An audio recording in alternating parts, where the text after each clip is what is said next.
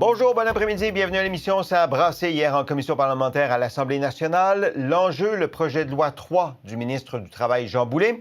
Le gouvernement veut serrer la vis aux syndicats avec plus de transparence sur leurs dépenses, des assemblées générales mieux encadrées et des cotisations facultatives des syndiqués. Cette volonté gouvernementale soulève l'indignation des syndicats qui s'opposent fortement à l'idée de se faire imposer ces mesures, ce qui fait monter la pression et la tension. Et ça a comme éclaté d'une certaine façon hier. Avec eux, la tension monte, mais ça n'éclate jamais. Michel Courchaine, Jonathan Valois, Dimitri Soudas et Françoise Boivin, bon début d'après-midi à vous quatre. Bonjour. Bonjour. Salut. Bonjour. Voici... Jamais. Jamais. Ben, presque jamais. OK, ouais, presque jamais, on va dire. D'accord. On va se garder une marge de manœuvre. Ah oui, on s'aime. Absolument. On s'aime L'amour de haut règne. en bas. OK. Pas beaucoup d'amour entre Magali Picard et Jean Boulet. Magali Picard, présidente de la FTQ, et Jean Boulet, ministre du Travail. Regardez cette photo des collègues de la presse. Hier, M. Boulet s'avance pour serrer la main à Mme Picard, qui a un mouvement de recul et qui dit « Non, je ne vous serrerai pas la main ». Et ce n'était que le prélude à une attaque en règle de Mme Picard sur le projet de loi de M. Boulet. On écoute. Alors là, ce qui est assez pathétique également, c'est qu'on a un ministre du Travail qui est dans la même chaise depuis 7 ans. Et il y a deux choses, Monsieur le Président. C'est soit qu'il est innocent ou il fait l'innocent. Parce que vous ne me ferez pas croire que le ministre, en 7 ans, n'a pas eu le temps de comprendre les structures syndicales. On vient leur laisser entendre que on fait des choses sans vous demander la permission. Laisser croire puis d'induire volontairement, consciemment la population dans l'erreur, pour moi, c'est une campagne de salissage. Écoutez, il est très mauvais comédien ou vraiment, en anglais, ils disent c'est un slow learner parce que ça fait 7 ans qu'il est là. Alors, Juste, Mme Picard, juste un instant. Mme Picard, je vous demande honnêtement de faire vos interventions avec respect. OK, elle était déchaînée, Mme Picard. Françoise, qu'est-ce que vous pensez de ce que vous venez d'entendre, Françoise? Bien, au risque de me faire arracher la tête par Dimitri, je vais te voler ton expression, mal élevée. Mon père me disait toujours, Françoise, l'insulte, c'est l'arme du faible. Alors, ils sont à des croisées de chemin. Il y a des débats extrêmement importants qui s'en viennent dans le merveilleux monde du droit du travail, des relations de travail. On n'enlèvera jamais le fait que les syndicats ont joué une part importante dans l'avancement du Québec, dans l'avancement du droit de beaucoup de groupes d'individus, surtout, je pense aux femmes, entre autres, les jeunes travailleurs. Alors, il faudrait pas là, qu'on prenne ce moment-là alors qu'on a des débats de fond à avoir, et même du côté syndical.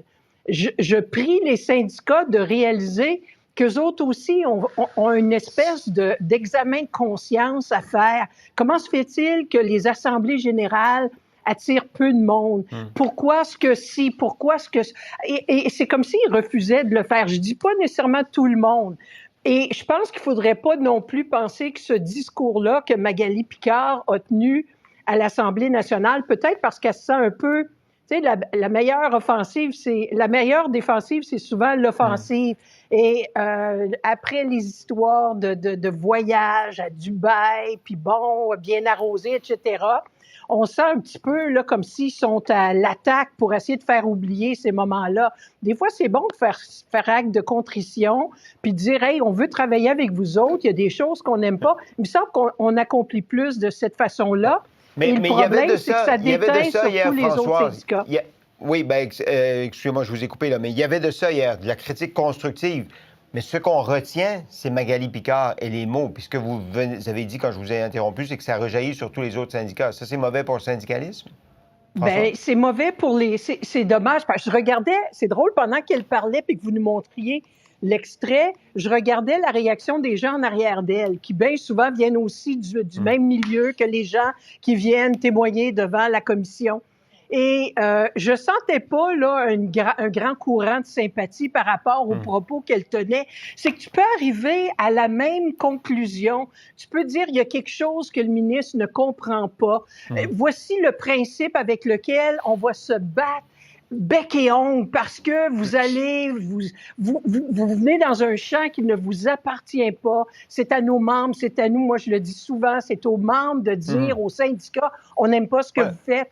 Tu ne vas pas en attaquant personnellement. Chaque fois qu'on attaque personnellement quelqu'un, ben à mon avis, on affaiblit drôlement notre position. Michel, comprenez-vous en même temps l'indignation des syndicats qui disent qu'il y a une démocratie syndicale? C'est pas au gouvernement de nous imposer des choses, c'est à nos membres de nous dire comment ils veulent qu'on fasse les choses. Michel. Mais sur le fond, le mouvement syndical a raison de dire que c'est aux membres de prendre ces décisions-là. Sauf que il faut améliorer la transparence.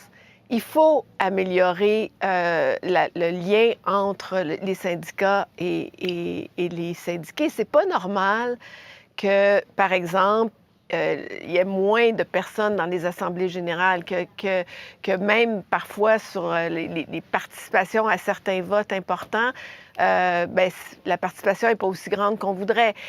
La question qu'il faut se poser, est-ce qu'au sein du mouvement syndical, il y a ce genre de dissension? Moi, je suis convaincue que le gouvernement a des chiffres à l'appui, puis il sait qu'une grande partie de la population va l'appuyer dans cette démarche-là. Vous savez, une société, ça évolue. Il faut que les syndicats évoluent à l'intérieur de cette même société-là et adaptent aussi, en fonction de l'ensemble de la population, les façons de faire. Cela dit, Sébastien, on va quand même se dire que c'est un gouvernement qui, depuis plusieurs mois, sinon plusieurs années, a un discours très négatif à l'égard des syndicats. On l'a vu au moment de la négociation dans le secteur public. On l'a vu quand la FAE, le syndicat des enseignants, conteste la loi 21 en Cour suprême. Ça, là, ça a vraiment pas plu au gouvernement Legault. On le voit dans le discours, puis on va en parler un peu plus tard, ça s'adoucit, mais M. Legault a été très dur avec les syndicats de médecins. Donc, il y a un contexte ambiant qui fait que, et dans les lois sont effectivement pour resserrer les syndicats, 2 lois, j'ai pas le temps d'en parler, mais la Constitution de M. Jolin Barrette dit les organisations ne pourront pas contester la constitutionnalité des lois d'État. Or, Françoise a raison, les syndicats ont joué un rôle très important dans toutes les luttes sociales. Et que dit M. Legault et son gouvernement quand les syndicats appuient la loi 96 ou appuient les mesures que l'on prend en francisation? Alors, je termine en disant la chose suivante. Qu'est-ce qu'on veut au Québec? Les syndicats, à mon avis, sont là pour rester avec leurs qualités, leurs défauts. Mais comme gouvernement, est-ce qu'on veut que les syndicats soient des partenaires avec lesquels on travaille à améliorer les lois, à améliorer les règles, à améliorer les façons de faire, ou si on veut que les syndicats demeurent éternellement l'ennemi à abattre?